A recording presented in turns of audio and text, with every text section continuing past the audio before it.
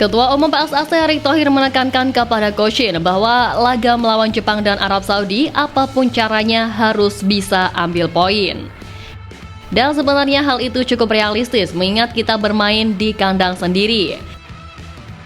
Maka dari itu mengingat level pertandingan yang pasti 2 kali lipat jauh lebih sulit, tim Garuda sangat butuh dukungan ekstra.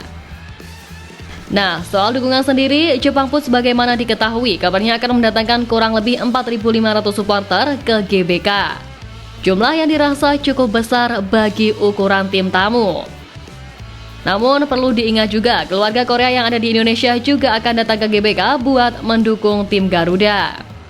Selain itu, PSSI juga telah mengumumkan akan memberikan diskon khusus untuk tiket pertandingan timnas Indonesia melawan Jepang dan Arab Saudi di bulan ini.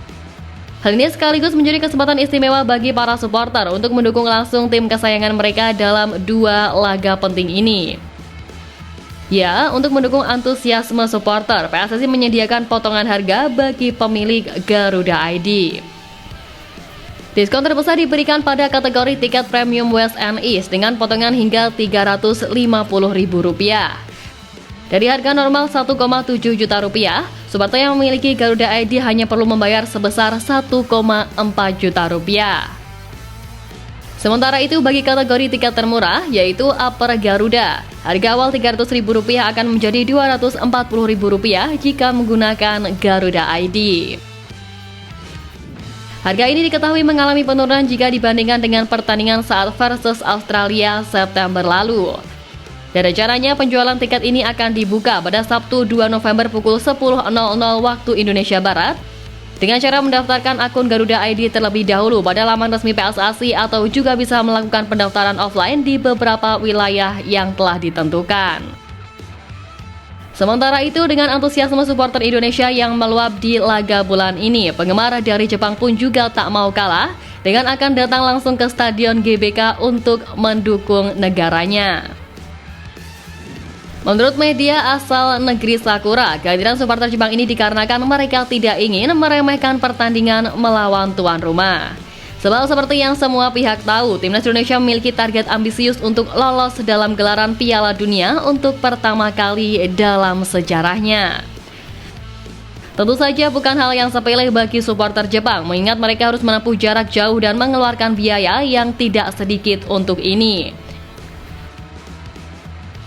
Dengan rata-rata harga tiket penerbangan Jepang-Indonesia berdasarkan aplikasi jasa penerbangan, harganya berkisar di angka Rp5,3 juta. Dan jika dikalikan 3.000 orang, maka supporter Jepang harus mengeluarkan uang senilai Rp15,9 miliar atau sekitar Rp31,8 miliar untuk perjalanan pulang pergi. Sedangkan untuk harga tiket, jika diambil perumpamaan mereka ambil harga Rp1 juta, maka biaya yang perlu dikeluarkan adalah senilai Rp3 miliar. Dengan demikian, minimal supporter timnas Jepang akan mengeluarkan uang senilai Rp34,8 miliar, yang mana nilai itu pun belum termasuk biaya penginapan dan konsumsi selama mereka ada di Indonesia. Tapi terlepas dari itu, kehadiran supporter langsung ke GBK ini pastinya akan menambah seru vibes pertandingan nanti. Karena di sana selain ada supporter Indonesia, ada supporter dari Korea dan juga Jepang yang bagaimanapun 2 negara tersebut adalah rival besar dalam sepak bola. Di sisi lain terkait laga versus Jepang nanti, Coach Shin secara pribadi mengaku siap buat melakukan apapun agar Indonesia bisa ambil poin.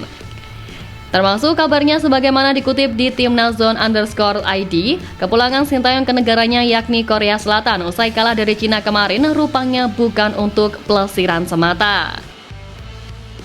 Diketahui kalau Coach Shin disinyalir langsung menemui pelatih legendaris Korea Selatan yakni Ho Jung-moo untuk meminta masukan terkait 2 laga di bulan November khususnya soal melawan Jepang. Pasalnya, Ho Jung-moo sendiri memiliki rekor belum terkalahkan saat Korea Selatan bersua Jepang. Ya, menurut Coach Shin sendiri, Jepang memang tim tersulit di grup ini. Tapi dengan pengalaman yang ia miliki, pelatih asal Korea Selatan itu yakin para pemain Indonesia bisa memberikan added value di laga tersebut. Apalagi nantinya ada publik Korea yang juga akan datang mendukung. Pastilah itu akan membuat Coach Shin makin bersemangat dan dijamin gak aneh-aneh. Selain itu, menariknya tak hanya dari Korea Selatan, sejumlah supporter mulai dari negara Thailand hingga Irak pun kini berbondong-bondong untuk memberikan dukungan kepada skuad Garuda. Dalam kolom komentar unggahan Instagram AFC, mereka mendukung skuad Garuda agar bisa lolos ke Piala Dunia 2026.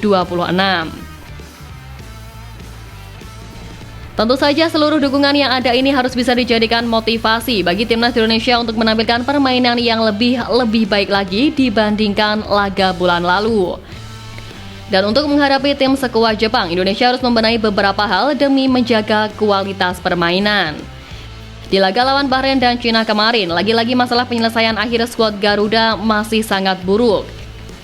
Sejak lama Indonesia memang dinilai memiliki masalah yang cukup mendasar soal penyelesaian akhir atau finishing ini. Di laga lawan Cina kemarin misalnya, tim Merah Putih hanya mampu melakukan tembakan sebanyak 7 kali yang mengarah ke gawang lawan dan hanya berbuah 1 gol. Kondisi ini tentunya perlu dibenahi oleh Sintayong untuk mengatasi masalah buruknya penyelesaian akhir di lini depan. Nama-nama penyerang seperti Ragnar Oratmangun, Rafael Strijk, Ramadan Sananta, Hoki Caraka, dan Dimas Derajat diharapkan mendapatkan pelatihan khusus dalam aspek penyelesaian akhir mengingat adanya kehadiran Yom Ki-hun sebagai pelatih baru. Kemudian selain itu, dalam laga melawan Cina kemarin, lini belakang Indonesia seakan-akan kehilangan kekokohannya, tak seperti yang ditunjukkan pada laga-laga sebelumnya.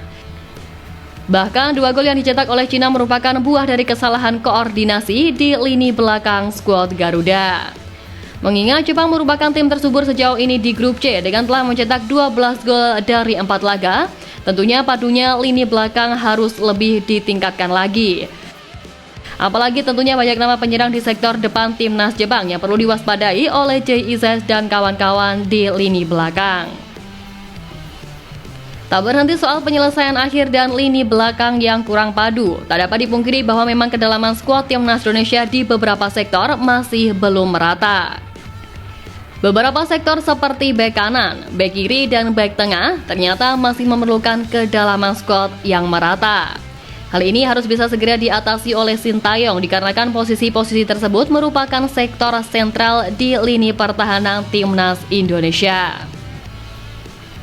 Ya, terlepas dari apapun, Jepang dan Arab memang tim hebat. Tapi kami yakin semua elemen timnas Indonesia sudah belajar dari kesalahan yang ada.